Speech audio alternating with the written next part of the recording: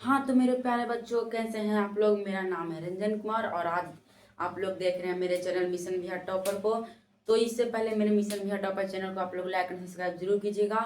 तो आज हम लोग पढ़ने वाले सामाजिक विज्ञान के हिस्ट्री चैप्टर 1 यूरोप में राष्ट्रवाद। तो उससे पहले हम लोग हैं जो इतिहास के बारे में जानेंगे। तो इतिहास के बारे में आगे जानते हैं। तो इतिहास का उससे पहले हम लोग डिफिनेशन जानेंगे। तो इतिहास का डिफिनेशन होता क्या है। तो इतिहास का डिफिनेशन सुनिएगा। सामाजिक विज्ञान की वह शाखा सामाजिक विज्ञान की वह शाखा जिसके अंतर्गत हम लोग बीती हुई घटनाओं के बारे में अध्ययन करते हैं या हम लोग को पता चलता है, तो उसी को हम लोग कहते हैं इतिहास। इतिहास हम लोग समझ में आते हैं आ गया। इतिहास को पिता हेरोडोटस को कहा जाता है। हेरोडोटस महोदय इतिहास को लिखे थे। उसके बाद इतिहास को मुख्यतः 3 भागों में बांटा है। मुख्य रूप से 3 भागों में बांटा गया। पहला है प्राचीन इतिहास। पहला हम लोग को क्या बाबू, प्राचीन इतिहास। हम लोग का पहला है प्राचीन इतिहास। जो हमारा दूसरा हमारा मध्य इतिहास।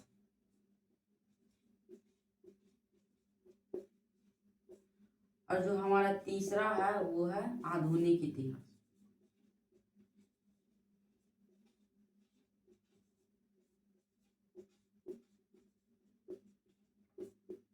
पहला हमारा है प्राचीन इतिहास, दूसरा हमारा मध्य इतिहास और तीसरा आधुनिक इतिहास। तो ये था हमारे इतिहास के बारे में। तो अब हम लोग आते हैं टॉपिक पे जिसका नाम है यूरोप में राष्ट्रवाद। तो आइए अब हम लोग देखेंगे यूरोप में राष्ट्रवाद।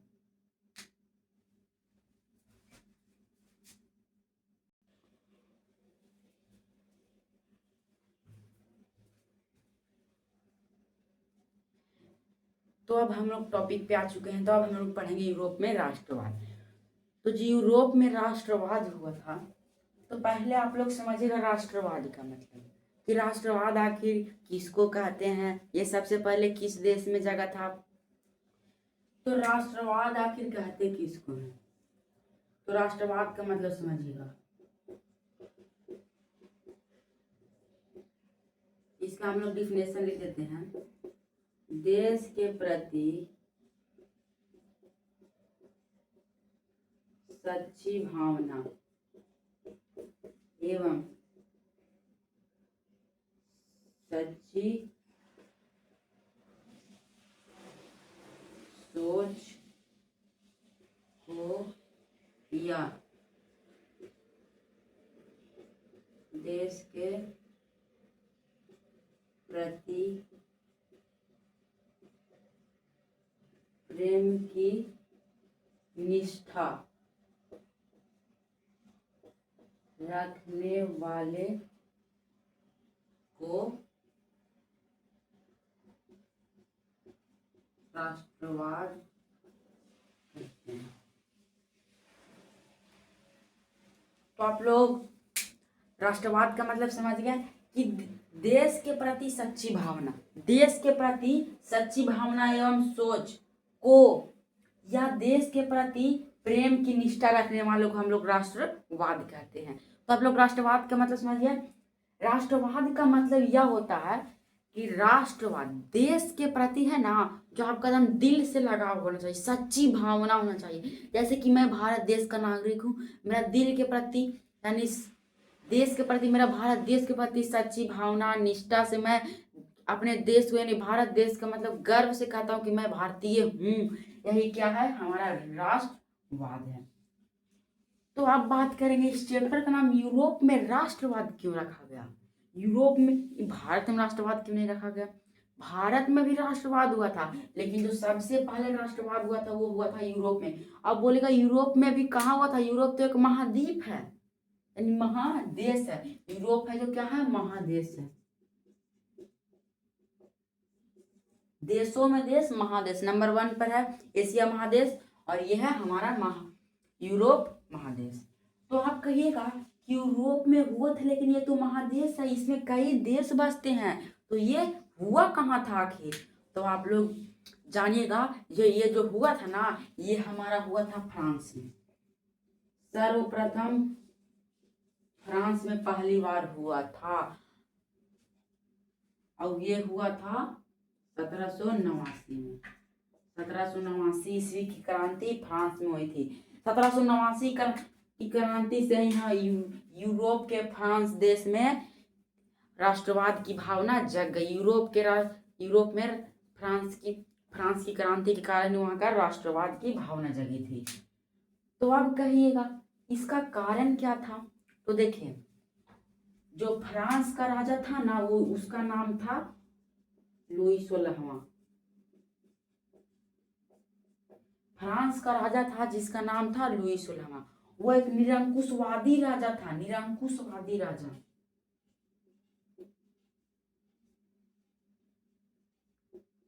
निरंकुशवादी राजा और रूढ़िवादी राजा, उसी को कहते हैं रूढ़िवादी राजा।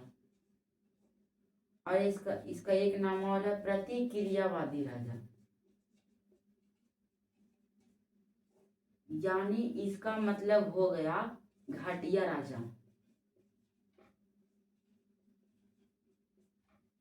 आप कहिएगा घटिया राजा कैसे था।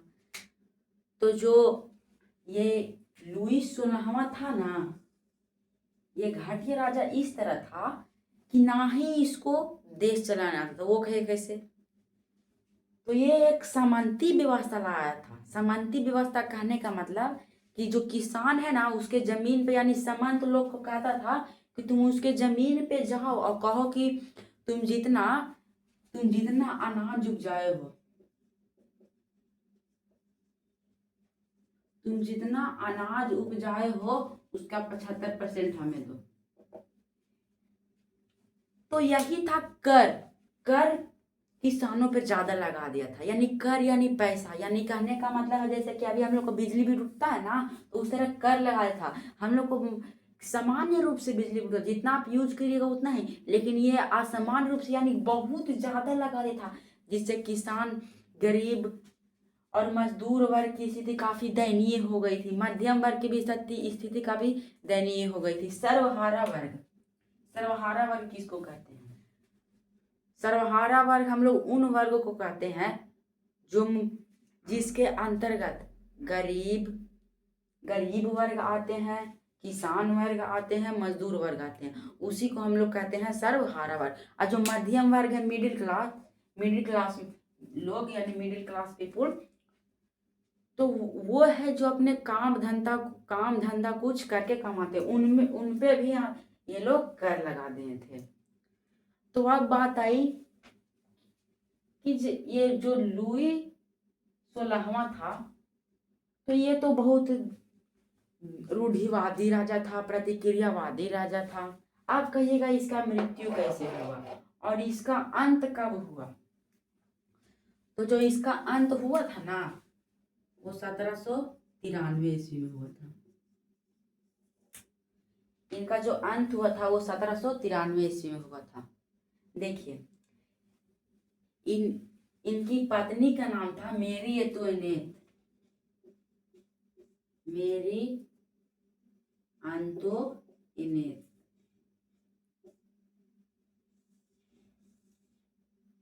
इनकी पत्नी का नाम था मेरी एंटोइनेट था बाबू, पत्नी का नाम था, जो काफी सजने संवरने पर ध्यान देते थे। तो इन्होंने किसानों के ऊपर बहुत कर लगाए, जिससे किसान भाई लोग, मजदूर यानी मध्यम भाई लोग जो थे वो काफी इनसे नाराज हो गए। और नाराज होने से इन्होंने क्रांति स्टार्ट कर दी, जिनको हम लोग कहते हैं फ्रांस की क्रांति। इनको हम लोग क्या कहते हैं, फ्रांस की क्रांति।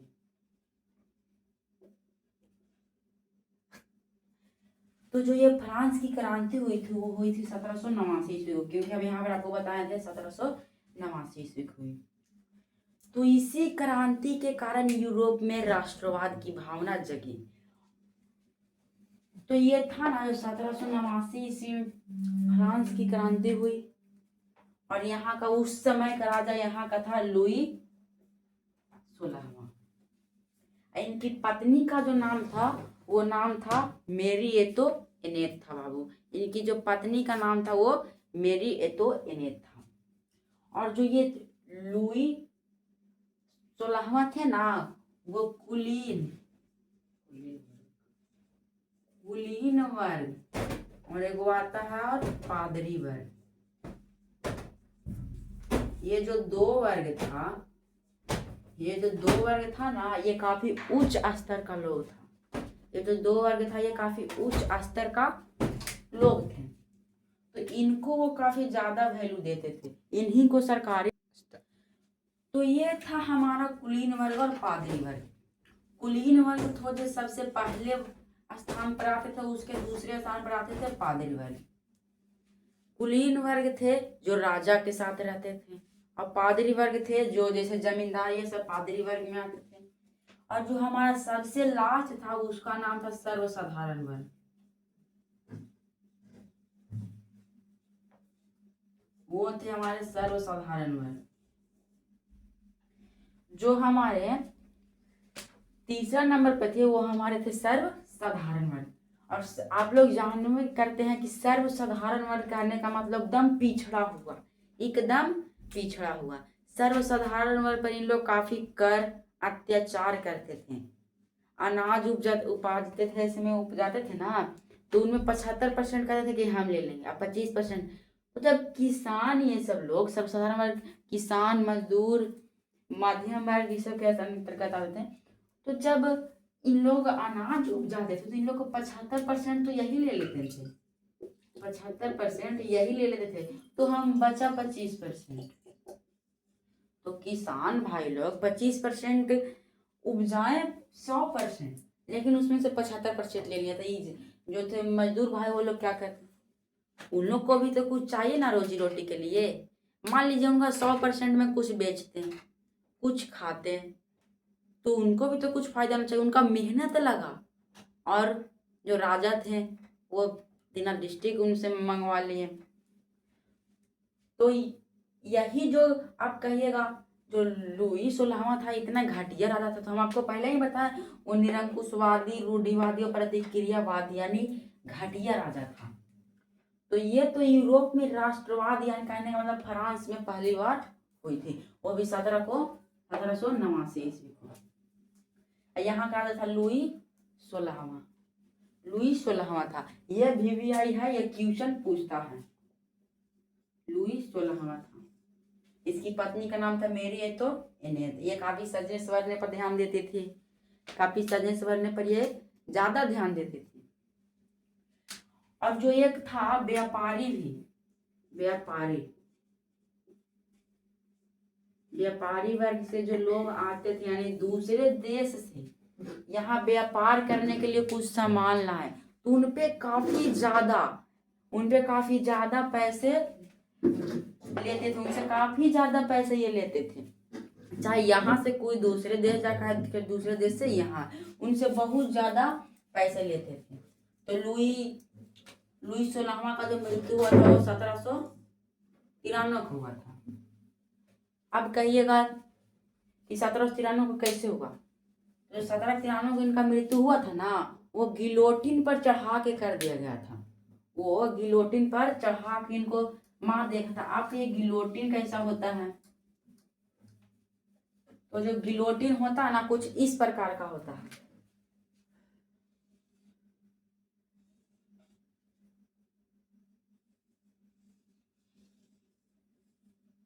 गिलोटिन, और देखिए यहाँ पर एक गोल सा लकड़ी रहेगा और इसमें एक छेद रहेगा इतना बड़ा, और उसमें, और यहाँ पर एक तलवार लकड़ी जैसे होता ना लोहा का, एकदम पजा हुआ धारेदार यहाँ पर लटकाया हुआ रहता है, ठीक। और यहाँ पर किसी व्यक्ति को अगर वो कुछ गलत, तो जो यहाँ पर कोई गलत काम करता था उस व्यक्ति को अगर कोई फांसी की सजा, यानी फांसी की सजा वो नहीं, गिलोटिन पर चढ़ा दिया जाता था। तो यहाँ पर किसी व्यक्ति को रख दिया गया, और वही काम हुआ था लुई 16वें के साथ। लुई 16वें के साथ वही काम हुआ था। वो कुछ ज्यादा अत्याचार कर रहा था, तो जो वहाँ के फ्रांस के लोग थे वो क्रांति करने लगे, और क्रांति करने लगे ना तो उनको पकड़ लिया गया, उनको जो थे पकड़ लिया गया, उनकी पत्नी के साथ समेत उनको पकड़ लिया गया और उनको 1793 ईस्वी गिलोटिन पर चढ़ाया गया और उनका सर काट दिया गया। ऊपर से ये यहाँ पर रस्सी लगा हुआ रहता था और यहाँ पर कोई व्यक्ति रहता था और वो रस्सी को छोड़ता था तो ये नीचे आता था, इनका सर धड़ से अलग हो गया।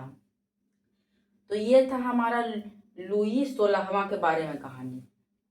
तो अब हम लोग पढ़ेंगे नेपोलियन बोनापार्ट के बारे में। तो अब हम लोग पढ़ेंगे नेपोलियन बोनापार्ट के बारे में। तो आखिर नेपोलियन बोनापार्ट थे कौन? तो हम आप लोग को पीछे बताएं कि लुई 16वें थे जिनको 1793 ईस्वी में गिलोटिन पर चढ़ाकर मृत्यु कर दिया गया। तो उनके मृत्यु कर देने के बाद तो जब फ्रांस की क्रांति हो रही थी 1789 ईस्वी को, उस समय के जो सेनापति थे, फ्रांस के सेनापति, वो थे नेपोलियन बोनापार्ट। फ्रांस के जो सेनापति थे वो थे नेपोलियन बोनापार्ट। तो वो सोचें कि हमारे राजा, फ्रांस के जो राजा लुई 16वें, उनको तो गिलोटिन पर चढ़ा के मार दिया गया। वो सोचे कि हम भी विकास कर सकते हैं, हम भी प्रधानमंत्री बन सकते हैं, यहाँ का राजा बन सकते हैं। तो ये सोचें कि हमको ही भगवान विकास करने के लिए फ्रांस का यहाँ पर भेजे हैं। तो इन्होंने मन में सोचा कि हम तो अब राजनीतिक में प्रवेश करेंगे। और एक क्वेश्चन बढ़ता है कि नेपोलियन बोनापार्ट राजनीतिक में कब प्रवेश किए थे? तो 1799 ईस्वी को। 1799 ईस्वी को नेपोलियन बोनापार्ट राजनीतिक में प्रवेश किए। जो नेपोलियन बोनापार्ट है ना, ये 1799 ईस्वी को राजनीतिक में प्रवेश किए। और नेपोलियन बोनापार्ट का जो जन्म हुआ था वो हुआ था 15 अगस्त 1769 ईस्वी में। 15 अगस्त 1769 ईस्वी में। इनका जो बचपन का नाम था नेपोलियन दी बोनापार्ट था। कुछ नहीं, ये क्वेश्चन आखिर पूछता नहीं है, लेकिन हम बता रहे हैं थोड़ा सा खुलकर कि नेपोलियन बोनापार्ट का जो जन्म के समय बचपन का नाम नेपोलियन दी पार्ट, सिर्फ उसमें दी लग गया, नेपोलियन दी पार्ट। और हम अभी बताएं आप लोग को, जो नेपोलियन बोनापार्ट थे वो फ्रांस की क्रांति के समय क्या थे? सेनापति थे। फ्रांस की क्रांति के समय सेनापति थे। और ये जो थे ना वो 18 मई 1804 ईस्वी को सम्राट बन गए हैं। ये राजनीतिक में प्रवेश किए हैं 1799 ईस्वी में, और 18 मई 1804 ईस्वी को इन्होंने फ्रांस का गद्दी को अपने हाथों में ले लिया और फ्रांस के राजा बन गए। ये 1804 ईस्वी में। डेट नहीं पूछता है, ये 1804 ईस्वी में नेपोलियन बोनापार्ट यहाँ फ्रांस का राजा बन गए। फ्रांस का राजा बन गए। नेपोलियन बोनापार्ट पूछेगा बाबू प्रश्न बोर्ड में कि नेपोलियन बोनापार्ट कब फ्रांस का राजा बने थे? तो 1804 ईस्वी में। या डेट अगर दे देगा तो 18 मई 1804 ईस्वी को। और उसी समय इन्होंने कहा कि मैं यहाँ का राजा बन गया हूँ। और ये काफी अच्छे राजा थे, ये देश में विकास किए। और आप लोग जानते हैं कि जो अच्छे राजा होते हैं, अच्छे व्यक्ति होते हैं, उनको भगवान जल्दी ऊपर बुला लेते हैं, वो काफी दिन तक टिकते नहीं हैं। तो वैसे ही हुआ। इन्होंने कहा कि जो इनके हमारे पहले राजा थे वो थे लुई 16वें। वो लुई 16वें थे। तो इन्होंने कहा कि लुई 16वें थे, तो उनका जो कानून था वो काफी दर्दनाक, कठिनाई वाला कानून था, कठिनाइयां वाला कानून था। तो कहे कि वो कानून हम ना मानकर हम अपना एक कानून यानी बुक बना रहे हैं। उसका नाम था नेपोलियन संहिता। उनका नाम था नेपोलियन संहिता। अब वो 1804 ईस्वी में वो जैसी बने उसी समय उन्होंने घोषणा कर दिया कि अब से जो पहले का कानून लागू था वो अब कानून नहीं चलेगा, अब मेरे हिसाब से कानून चलेगा, जिसका नाम है नेपोलियन संहिता। और वो लागू कब हुआ था? 1804 ईस्वी में। इस बार ये क्वेश्चन भिड़ जाएगा, 1804 ईस्वी में रट जाएगा। 1804 ईस्वी में नेपोलियन संहिता लागू हुआ था। नेपोलियन संहिता कब लागू हुआ? 1804 ईस्वी में। ये काफी अच्छे नेता थे और इन्होंने बहुत अच्छे काम किया। जैसे कि देखिए, इन्होंने सोचा कि मैं तो फ्रांस का भी विकास कर रहा हूँ, साथ ही साथ मैं अन्य देशों का भी विकास करूंगा। तो जो इन्होंने सोचा कि मैं अन्य देश के ऊपर विकास करूंगा, तो जो रूस था ना, उस पर आक्रमण कर दिया।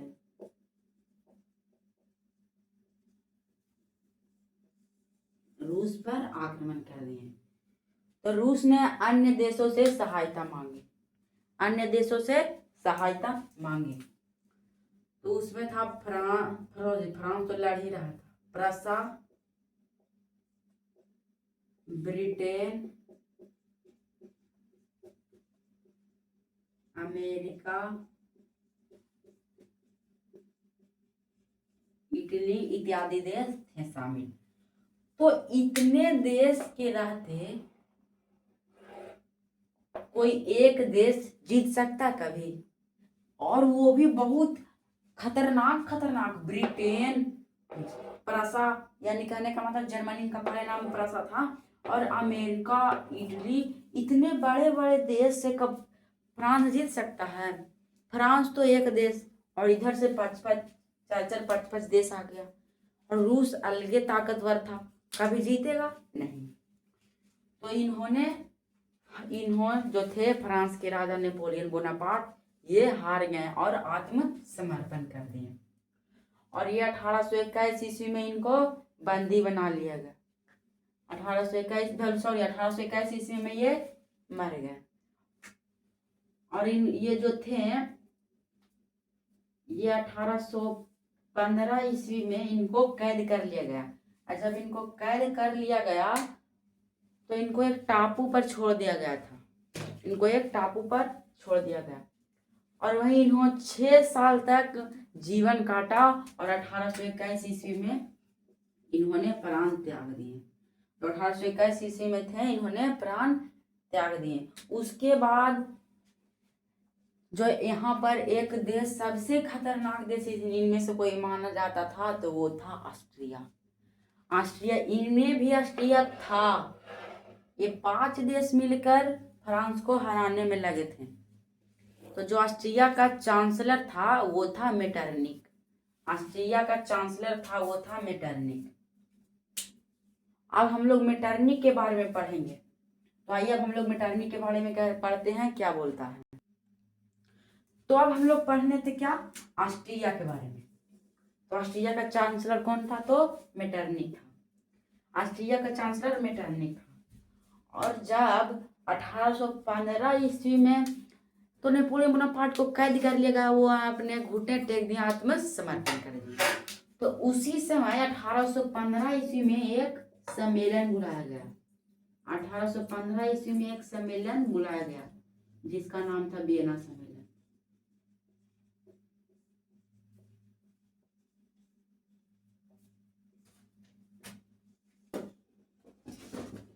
उसी समय से यह कह दिया गया सारे देश के राजाओं को कि अब से मैं यहाँ फ्रांस पर राज करूंगा। जो ऑस्ट्रिया का चांसलर मेटरनिक था वो कह दिए कि अब मैं यहाँ का राजा करूंगा। और देखिए, जो काची का है वियना सम्मेलन हुआ था ना, वो उसमें मेजबानी पूछता है। मेजबानी किसकी थी, यह किसके नेतृत्व में हो रहा था? जो वियना सम्मेलन वो कौन किए थे? मेजबानी का मतलब कौन किए थे और किनके नेतृत्व में किया गया था? तो ये किनके नेतृत्व में किया गया था? तो मेटरनिक के नेतृत्व में। इसको VVI क्वेश्चन बना दिएगा, इस बार भिड़ेगा, मेजबानी वाला भिड़ेगा। तो वियना सम्मेलन के तहत सबको कह दिया गया कि फ्रांस पर अब मैं खुद करूंगा, फ्रांस पर आज मैं खुद करूंगा। तो ये मेटरनिक ने कहा। मेटरनिक ने उसी सम्मेलन में एक बात कहा कि जब फ्रांस छींकता है तो पूरे यूरोप में सर्दी हो जाती है। ये तो मेटरनिक कह रहा था। तो मेटरनिक को सोचना चाहिए कि अरे साला, मैं खुद ही इतना खराब आदमी हूँ। वो खुद में कमियां नहीं ढूंढ रहा है, वो किसमें ढूंढ रहा था? नेपोलियन बोनापार्ट में कमियां बता रहा है। ये इतना घटिया आदमी है कि खुद में कमियां नहीं बता रहा, ऊपर से नेपोलियन बोनापार्ट में कमियां बता रहा है। तो अब तो यहाँ का राजा, अब तो वो अपने हाथों से चलाएगा, लेकिन चलाएगा तो ऑस्ट्रिया में भी तो उसको रहना जरूरी है। तो उसने एक फैसला लिया कि यहाँ का जो राजा बनेगा, कहाँ का, फ्रांस का नया राजा।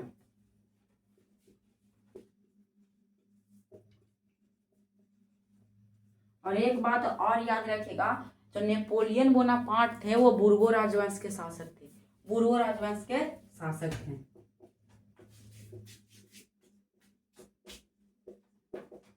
बुर्गो राजवंश के शासक नेपोलियन बोनापार्ट थे, जो बुर्गो राजवंश के शासक थे। और फ्रांस का जो नया राजा बना उसका नाम था लुई 18वां।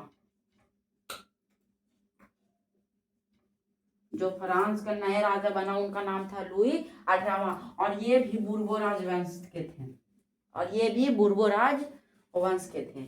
और ये नेपोलियन बोनापार्ट की तरह काफी अच्छे व्यक्ति थे। और आप लोग जानते हैं कि जो अच्छे व्यक्ति होते हैं वो काफी दिन टिकते नहीं हैं, और इनका भी यही हाल हुआ।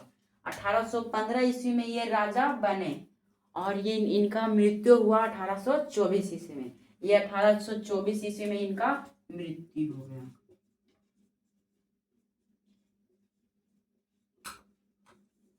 अठारह सौ चौबीस ईस्वी में भी इनका मृत्यु हो गया।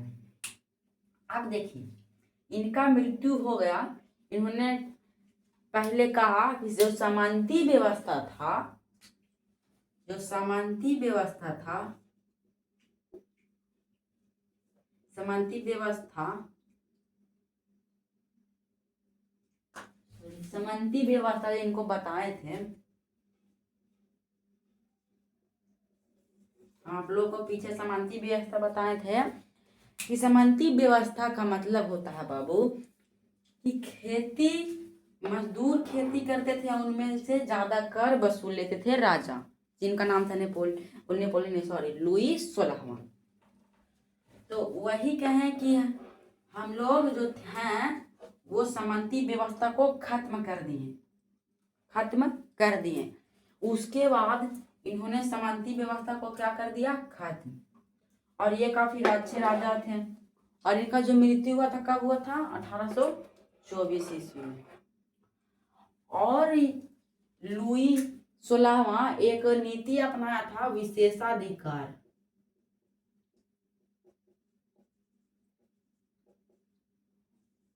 हम आप लोग को बताए थे विशेषाधिकार कि कुलीन और पादरी, ये दो काफी अच्छे वर्ग के थे, उन पे विशेषाधिकार था, विशेष अधिकार था उन पे। तो यही कहे कि वो किसी को विशेष अधिकार नहीं दिया जाएगा, सबको समान अधिकार दिया जाएगा। इन्होंने विशेषाधिकार को हटा दिया और समान अधिकार को लागू कर दिया। तो इससे पता चल रहा है कि ये काफी कितने अच्छे राजा थे। और आप लोगों को पता है जो अच्छे राजा रहते हैं उनको जल्दी रहते ही नहीं वो दुनिया में, उनको जल्दी भगवान ऊपर बुला लेते हैं। अगर ये राजा रह जाते लुई 18वां, तो ये इतने अच्छे राजा थे कि कुछ कह नहीं सकते, फ्रांस का पूरा विकास कर देते हैं। आप लोगों को स्क्रीन पर फोटो दिख रहा होगा लुई 18वां का। उसके बाद आप लोग समझिएगा कि लुई 18वां थे, उनका मृत्यु हो गया 1824 ईस्वी में।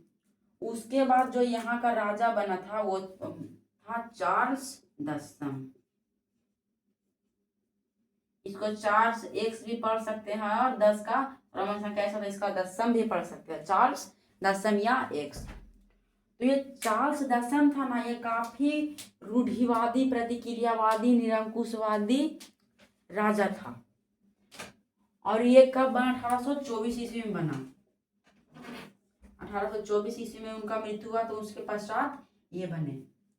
और ये अपने एक प्रधानमंत्री बनाते हैं जिनका नाम था पोलीगेनेक।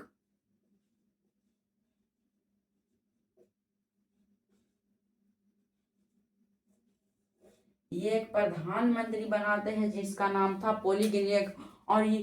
और कहा गया है कि जैसा राजा रहेगा वैसा ना प्रधानमंत्री बनेगा, कि जैसा बाप वैसा बेटा।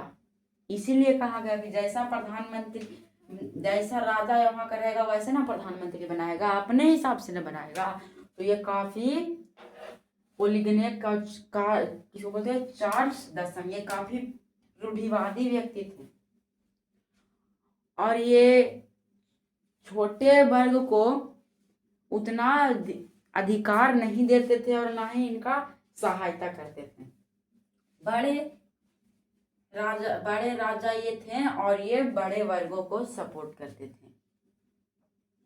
तो इन्होंने बड़े वर्गों को सपोर्ट किया और जो यहाँ के राजा चार्ल्स दसम थे, ये काफी अत्याचारी राजा थे। ये जो किसान वर्ग थे उन पे काफी अत्याचार करते थे, उन पे ये काफी अत्याचार करते थे।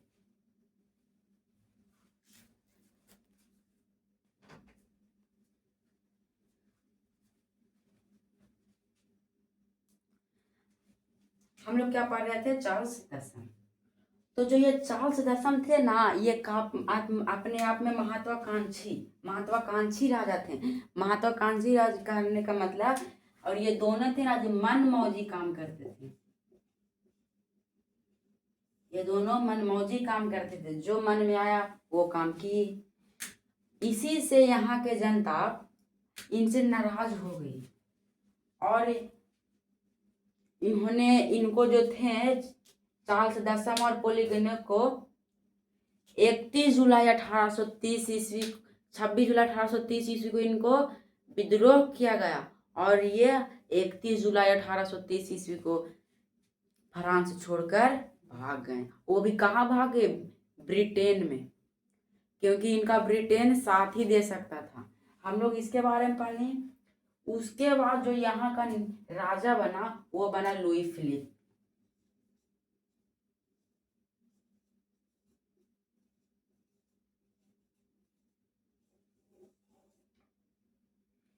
ये भी घटिया राजा था, कहने का मतलब निरंकुशवादी, प्रतिक्रियावादी, ये भी एकदम उसने राजा था। तो जो यहाँ के जनता सोचा कि एक तो माथा का दर्द खत्म हो गया, एक जो राजा था माथा का दर्द क्या हो गया, खत्म हो गया, और ये फिर से दूसरा माथा का दर्द आ गया। तो गाना है ना कि तोरा जैसे राजा के माथा के दर्द आके चूल्हे में झोंक दी, वही वाला काम यहाँ हुआ। वो बोलता था तोरा जैसे मर्दा के, लेकिन यहाँ पर हो गया तोरा जैसा राजा के। चार्ल्स दसम यहाँ का राजा बना और लुई फिलिप यहाँ का राजा बना। दोनों काफी निरंकुशवादी राजा था, निरंकुशवादी राजा था। ये गाना गलत नहीं गाया है, ये सोच समझ के गाया है कि तोरा जैसे राजा के माथा के दर्दा के चूल्हे में झोंक दी। गाना एकदम सही बैठा हुआ है। और वो भी कहाँ बैठा, वो हमारे आकर 10th class history chapter 1 Europe में राष्ट्रवाद, वो भी किस राजा पर, लुई फिलिप राजा पर आकर बैठा। इसीलिए कहते हैं किसी भी चीज को अगर करते हैं ना तो वो कहीं ना कहीं आके बैठ जाता है, वो कहीं ना कहीं आके जरूर बैठेगा, चाहे वो कहीं बैठे, किसी चीज पर बैठे, सही या गलत किसी चीज पर बैठे, लेकिन वो बैठता है।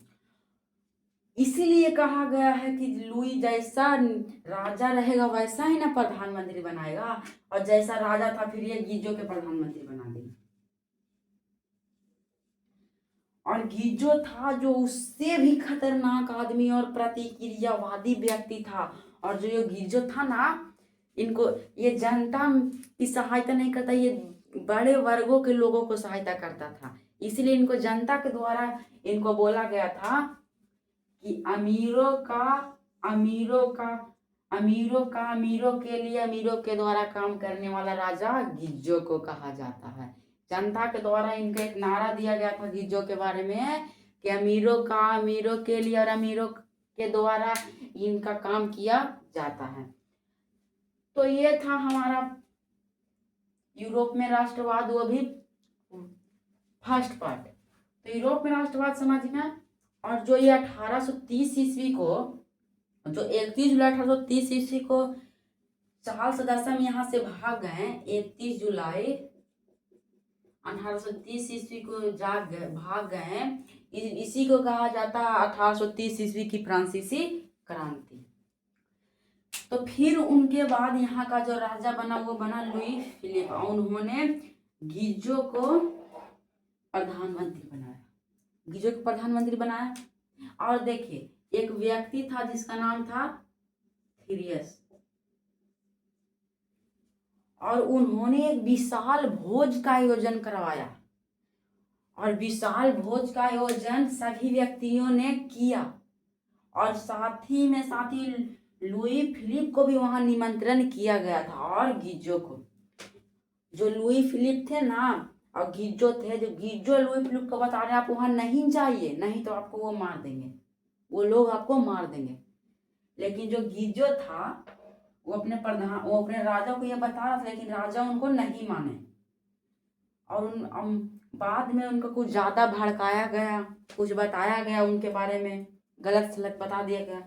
और जो यहाँ पर जो लुई फिलिप थे वो थीरथस के भोजनालय यानी भोज आयोजन में गए, लेकिन वो काफी सैनिकों के साथ गए और वहां व्यक्तियों पर हमला करा दिए। तो हमला कराते ही वहां का जो किसान मजदूर भाई लोग थे, भोजन करने आए थे, उनमें जोश की भावना जग गई, और जोश की भावना जगने से ही वो पूरे व्यक्ति यानी सैनिक को मार दिए, सब लोग मिलकर।